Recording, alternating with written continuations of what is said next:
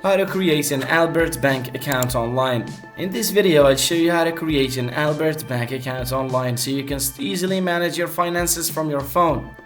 Go to the App Store on your iPhone or the Google Play Store on your Android device and search for Albert Mobile Banking. Download and install the app.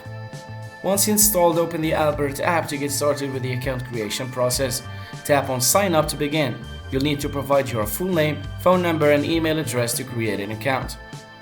Fill your date of birth and address and the last 4 digits of your social security number for identity verification. Set up a secure password that includes a mix of letters, numbers, and symbols.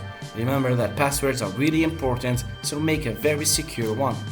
You may be asked to upload a photo of your government-issued ID to verify your identity, so provide that if prompted. Connect an existing bank account to fund your Albert account. You can do this by entering your account details or using your bank's login credentials for easy linking. Review the terms and conditions and then tap Agree to proceed. And once your information is verified and the account is set up, you'll receive a confirmation and your Albert Bank account is ready to use.